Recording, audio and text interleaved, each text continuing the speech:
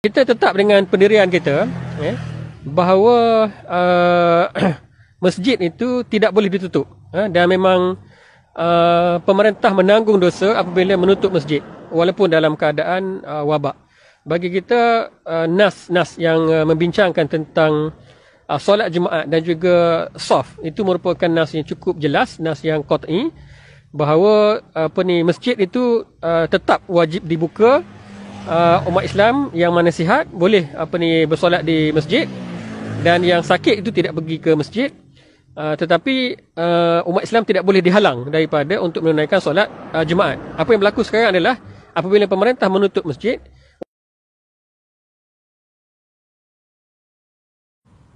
Assalamualaikum warahmatullahi wabarakatuh. Para penonton FB Live Hizbut-Tahrir Malaysia. Di sini saya di belakang IPD Kajang.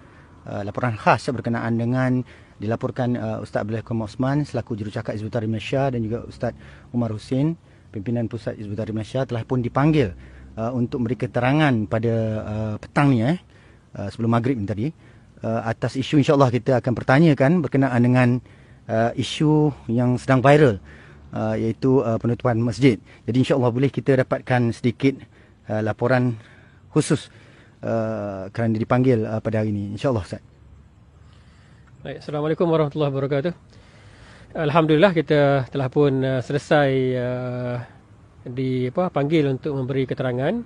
Jadi daripada pukul 6 suku tadi kita masuk untuk memberi keterangan sampai lepas maghrib lah baru siap keterangan. Pada awalnya kami berdua dipanggil, saya dengan Ustaz Umar Husin dipanggil.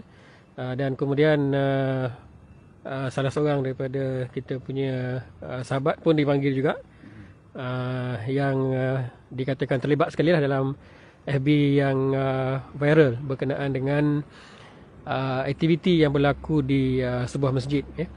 Jadi keterangan pun kita pun telah memberikan keterangan kepada pihak polis, kita bagi kerjasama sepenuhnya. Dan pihak polis pun tadi melayan kita pun dengan baik dan profesional. Jadi ada laporan sebenarnya, ada laporan yang dibuat oleh seseorang. Ini yang diberitahukan kepada kita oleh pegawai penyiasat tadi. Laporan yang menyatakan adanya perhimpunan di masjid yang berkenaan, sehingga kita dipanggil untuk memberikan keterangan kepada pasukan pihak polis berhubung dengan aktiviti yang berlaku. Jadi dengan kata lain adanya laporan tadilah yang menyebabkan kita tu dipanggil Apa pun alhamdulillah semuanya telah berjalan dengan baik dan kita pun telah habis memberi keterangan. Cuma ada kemungkinan sekiranya siasatan akan diteruskan selepas pada ini, kita akan dipanggil semula. Itu apa yang diberitahukan kepada saya lah oleh pegawai penyiasat tadi. Apakah yang berlaku sebenarnya, kerana kalau sedikit perhimpunan, adakah terkait dengan SOP ataupun isu yang diangkat oleh penyiasat berkenaan dengan isu? Baik, apa yang berlaku ialah apabila ada sedikit aktiviti selepas solat Jumaat semalam di sebuah masjid. Jadi ada aktiviti yang dilakukan oleh beberapa orang, di mana adanya poster yang dipegang, poster yang merupakan mesej kepada pemerintah untuk membuka masjid. Jadi poster itu dipegang oleh beberapa orang jemaah yang bersolat Jumaat di luar pagar masjid, dan pada waktu itu telah pun habis solat Jumaat. Jadi poster tersebut menyeru pemerintah untuk membuka masjid bagi membolehkan umat Islam solat Jumaat.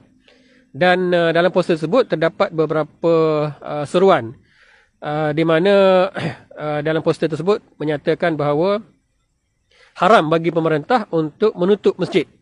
Dan antara lain juga poster tersebut tertulis bahawa solat Jumaat merupakan fardu ain, yang wajib ke atas setiap Muslim, dan pemerintah yang menutup masjid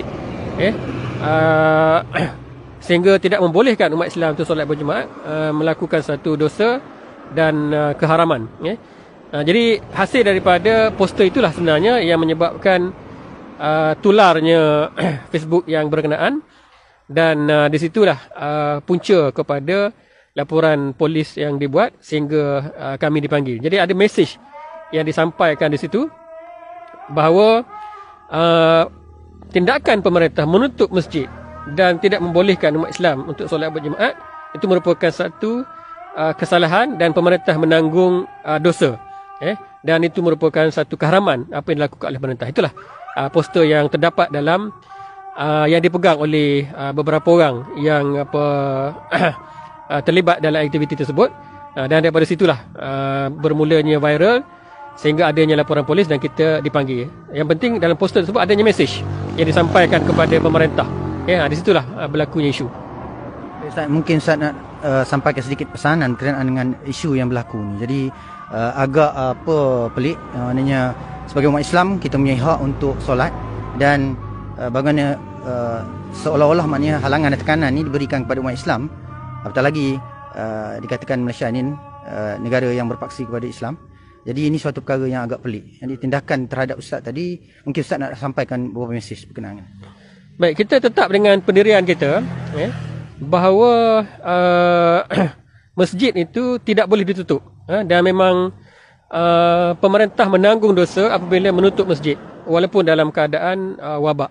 Bagi kita nas yang membincangkan tentang solat Jumaat dan juga saf itu merupakan nas yang cukup jelas, nas yang qat'i, bahawa masjid itu tetap wajib dibuka. Umat Islam yang mana sihat boleh bersolat di masjid, dan yang sakit itu tidak pergi ke masjid. Tetapi umat Islam tidak boleh dihalang daripada untuk menunaikan solat Jumaat. Apa yang berlaku sekarang adalah apabila pemerintah menutup masjid, umat Islam itu terhalang daripada melakukan solat Jumaat. Atas dasar itulah kita menyatakan bahawa pemerintah ini menanggung dosa dan melakukan keharaman kerana menutup masjid. Kita menyatakan dengan jelas bahawa wabak ini, apa yang berlaku, wabak ini tidak menjadi tidak boleh menjadi alasan kepada pemerintah untuk menutup masjid. Kerana kewajipan itu tetap ada di situ. Adanya wabak bukannya kewajipan tersebut terhapus. Adanya wabak bukannya hukum Allah itu boleh diubah. Hukum Allah tidak boleh diubah. Kewajipan untuk solat Jumaat itu tetap berlaku walaupun dalam keadaan wabak. Cuma langkah-langkah keselamatan itu perlu diambil. Itu kita jelaskan pendirian kita sejak dulu. Sama sebagaimana kita menyatakan dengan jelas juga bahawa bukan sekadar masjid yang perlu terus dibuka semasa wabak ini. Saf solat juga itu wajib dirapatkan. Tidak boleh dijarakkan. Menjarakkan saf itu merupakan satu bid'ah yang dilakukan oleh pemerintah ke atas umat Islam. Kerana saf itu ataupun solat itu ada kaifiat dia, ada cara dia, yang mana kaifiat ini tidak boleh diubah.